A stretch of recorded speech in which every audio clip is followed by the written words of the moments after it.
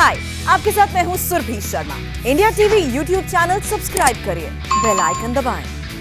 आज एक बड़ी खबर अयोध्या से भी आई। राम मंदिर ट्रस्ट पर महंगी जमीन खरीदने के आरोप लगे तो विपक्ष की सारी पार्टियां एक तरफ हो गई। मंदिर ट्रस्ट के बहाने केंद्र सरकार को घेरने की तैयारी होने लगी। क्या सचमुच मंदिर के चंदे में हेराफेरी हुई? हमने अयोध्या सिविल कोर्ट से लेकर दिल्ली तक इसकी तहकीकात की है। मंदिर ट्रस्ट के बारे में सबसे ऑथेंटिक लोगों से पूछा, डॉक्यूमेंट्स चेक किए, तब जाकर ये रिपोर्ट तैयार हुई है। इसमें मंदिर की जमीन से जुड़े हर सवाल का जवाब है।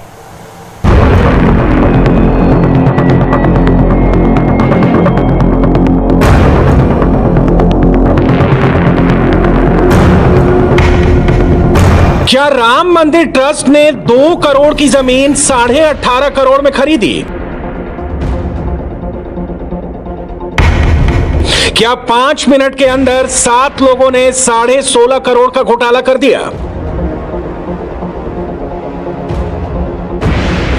12,080 वर्ग मीटर यानी 1.208 हेक्टेयर जमीन के सौदे में 2 डॉक्यूमेंट है, 2 रजिस्ट्री हैं, जिसमें 2 गवाहों के सिग्नेचर हैं। इस मामले में 2 प्रेस रिलीज हैं, 2 पॉलिटिकल पार्टियों समाजवादी पार्टी और आम आदमी पार्टी के आरोप हैं और प्रियंका गांधी का मैसेज है।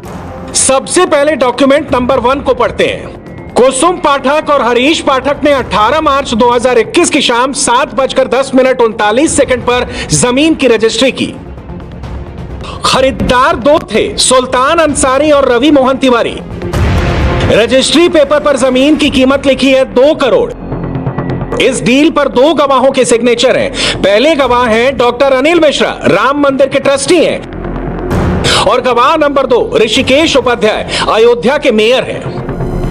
अब डॉक्यूमेंट नंबर 2 को देखते हैं। सुल्तान अंसारी और रवि मोहन तिवारी ने जो जमीन पाठक फैमिली से खरीदी, उसे 5 मिनट बाद ही यानी शाम 7:15:44 पर राम मंदिर तीर्थ क्षेत्र ट्रस्ट के सेक्रेटरी चंपत राय को बेच दी।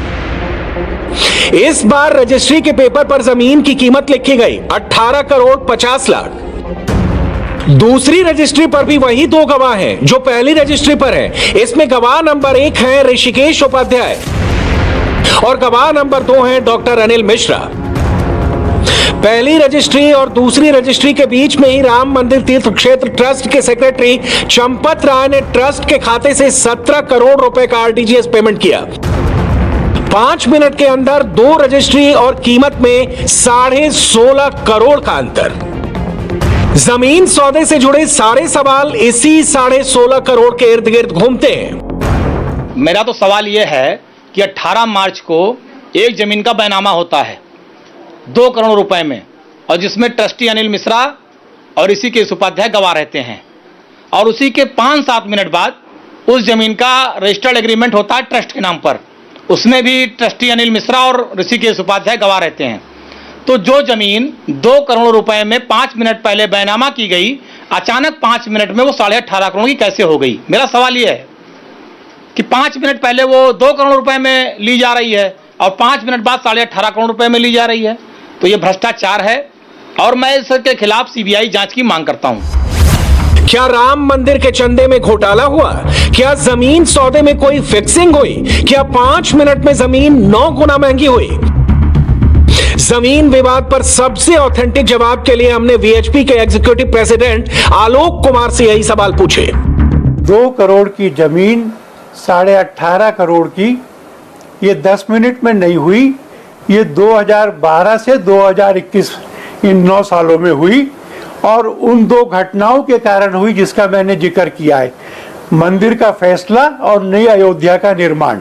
वीएचपी कहती है कि जमीन की कीमत 10 मिनट में नहीं बढ़ी बल्कि 9 साल में बढ़ी। सवाल है कि क्या इसका कोई सबूत है, कोई डॉक्यूमेंट है, कोई पेपर है? जवाब है हाँ।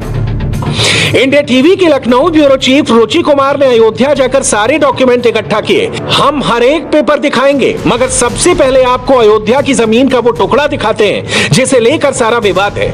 रुचि कुमार ने अयोध्या की उसी जमीन से ग्राउंड रिपोर्ट भेजी है।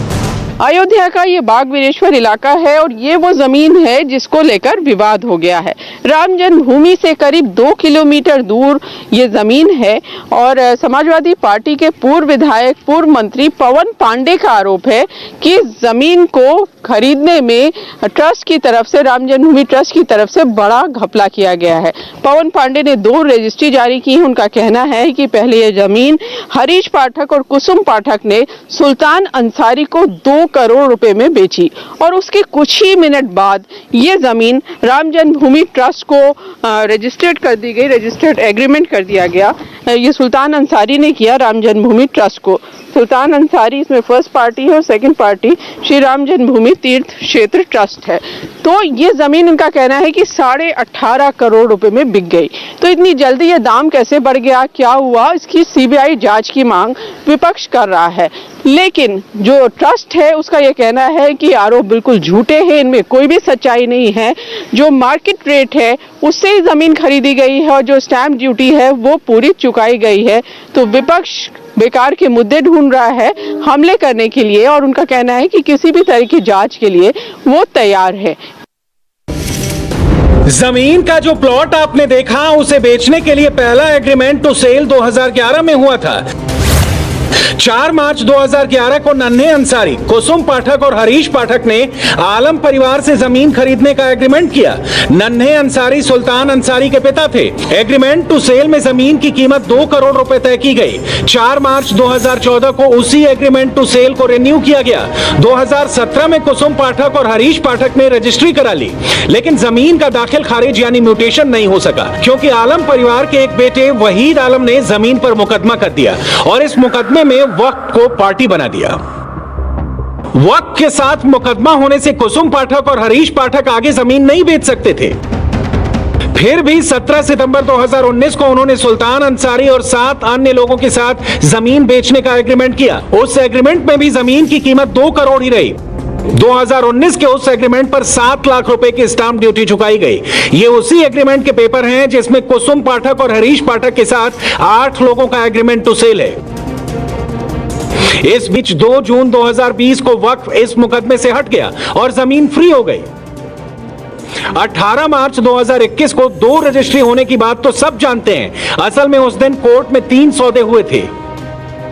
सबसे पहले कुसुम पाठक और हरीश पाठक ने कोर्ट में 17 सितंबर 2019 का एग्रीमेंट कैंसिल कराया जिसमें सुल्तान अंसारी और उसके 7 पार्टनर्स के नाम थे। 2019 का एग्रीमेंट कैंसिल कराने के लिए 270 रुपए की स्टांप ड्यूटी दी गई।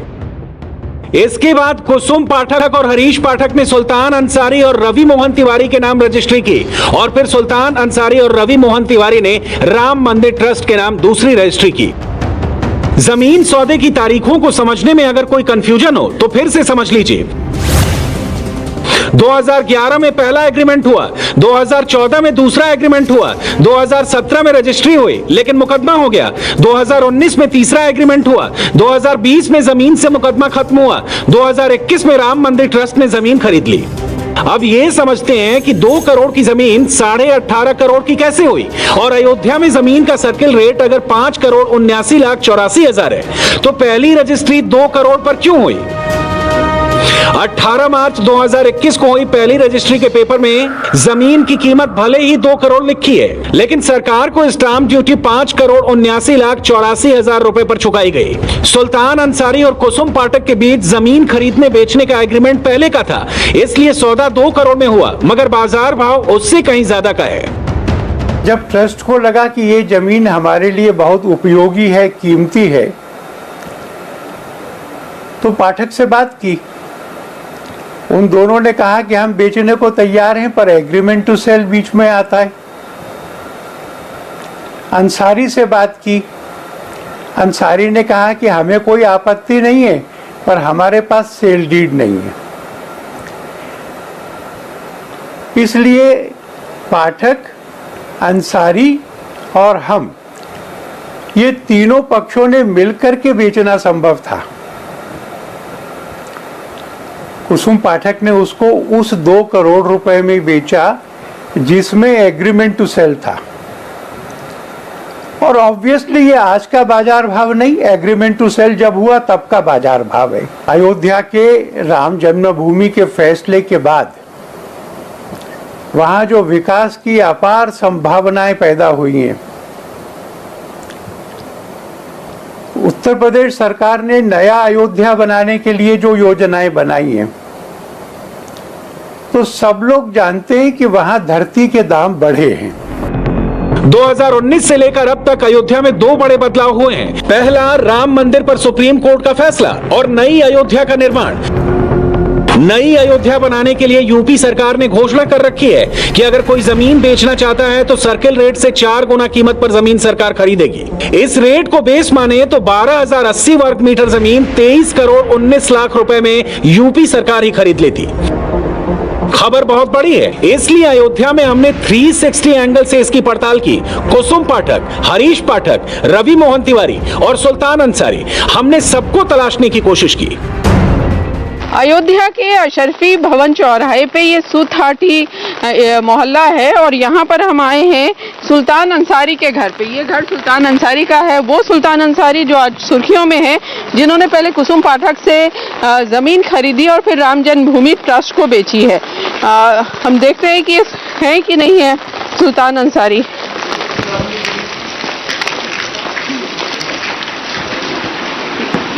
ये सुल्तान अंसारी साहब हैं, घर में अंदर कोई नहीं है, कुछ लोग यहाँ खड़े हैं। ये सुल्तान अंसारी साहब हैं क्या? कहीं निकले हुए हैं। अच्छा, कब आएंगे? हो सकता है शाम में सुबह में मुलाकात हो जाए। में एक नाम और है और वो है रवि मोहन तिवारी का। ये अयोध्या का सीताकुंड इलाका है और यहाँ ये रवि तिवारी का घर है। हम कोशिश करते हैं उनसे बात करने की। कोई बेल नहीं है। अरे कोई है घर में? रवि जी हैं क्या? कोई है? इस तरह से रवि तिवारी भी अपने घर पे नहीं मिल पा रहे हैं हमें, ये बताने के लिए कि ये जो रजिस्ट्री है कैसे उन्होंने पहले कुसुम पाठक और हरीश पाठक से 2 करोड़ रुपए में जो खरीदी थी, उसके बाद ट्रस्ट के नाम ये कैसे रजिस्टर्ड एग्रीमेंट 18.5 करोड़ का हुआ। जमीन सौदे में शामिल किरदार नहीं मिले, लेकिन रजिस्ट्री के गवाह कैमरे पर आए और अपनी बात भी रखी। जो भी पूरा मामला है ये राजनीति से प्रेरित है और ये वही लोग हैं जो राम को ना मानने वाले लोग। ट्रस्ट ने अपनी प्रेस विज्ञप्ति जारी कर दी है कि जो वहाँ मंदिर निर्माण हो रहा है, परकोटा का विस्तार होना है, कुछ मंदिर और मकान उसमें आ रहे हैं। तो आज की डेट में जब पूरा देश अयोध्या आना चाहता तो अयोध्या का लोग अयोध्या से बाहर कैसे जाएंगे। इस नाते से रेलवे स्टेशन के पास ट्रस्ट ने सहमति और संवाद के आधार पर वो जमीन ली है। श्री राम जन्मभूमि तीर्थ क्षेत्र ट्रस्ट ने अपने प्रेस वक्तव्य में भी यही कहा है कि खरीद बिक्री का जो भी काम हो रहा है वो आपसी सहमति और संवाद के जरिए किया जा रहा है। राम मंदिर बनाने के लिए सरकार ने करीब 70 एकड़ की जमीन मंदिर ट्रस्ट को सौंपी थी। उसके बाद ट्रस्ट ने एक और जमीन खरीदी है। मंदिर का निर्माण अब 70 एकड़ की जगह 107 एकड़ में किया जा रहा है। श्री राम जन्मभूमि तीर्थ क्षेत्र ट्रस्ट ने मंदिर बनाने के लिए चंदा मांगा तो श्रद्धालु हिंदुओं ने दिल खोलकर दान दिया। ट्रस्ट के पास 3200 करोड़ रुपए का चंदा आया है। सारा पैसा बैंक खाते के थ्रू आया है। सब व्हाइट है, ब्लैक में कुछ भी नहीं है। जो कुछ हुआ है वो अप एंड अप हुआ है, बैंक से बैंक को ट्रांसफर हुआ है, रजिस्टर्ड डॉक्यूमेंट्स के द्वारा हुआ है, ट्रांसपेरेंसी मेंटेन हुई है कि हमने ट्रस्ट को सजेस्ट किया है कि मानहानि का मुकदमा करना चाहिए। और पहले जो हुआ 2 बार मानहानि का मुकदमा किया, आरोपियों ने क्षमा मांग ली और उस क्षमा को स्वीकार करके मुकदमा ड्रॉप कर दिया। इस बार ऐसा नहीं होना चाहिए। मुकदमा मानहानि का करें, उसको उसकी परिणति तक ले जाएं, जिससे ये ट्रेंड बंद हो जाए। चंदे से बन रहे मंदिर में काला कुछ भी नहीं मिला, लेकिन जिस तरह के आरोप लगे उससे राम की नगरी में अच्छा मैसेज नहीं गया है। संतों की आम राय यही है कि जिनका राम से कोई काम नहीं वो फालतू में टांग अड़ा रहे हैं। जो ट्रस्ट है वो समर्पित है भगवान रामलला के लिए, और समर्पित होने वाला व्यक्ति और ट्रस्टी जो है वो इस प्रकार का कोई भी गलत काम नहीं कर सकता, और रामलला के संपत्ति का और रामलला के नाम से। अगर संजय सिंह जी अगर जांच में लोग सही नहीं पाए गए तो आप ऊपर मैं राजू दास 50 करोड़ रुपए का मानहानि का दावा करूंगा। इसके नाते 50 करोड़ का मानहानि का दावा करूंगा क्योंकि आप विश्व हिंदू परिषद पर उंगली उठा रहे हैं, जो हिंदू जनमानस के ऊपर उंगली उठाना हुआ। इस बीच अयोध्या में बन रहे राम मंदिर की लेटेस्ट रिपोर्ट यह है कि मंदिर निर्माण समिति के अध्यक्ष नृपेंद्र मिश्रा ने अपडेट ले लिया है। राम मंदिर की नींव भराई का काम 24/7 चल रहा है। रोलर कॉम्पैक्टेड कंक्रीट टेक्नोलॉजी से 45 लेयर की नींव तैयार हो रही है।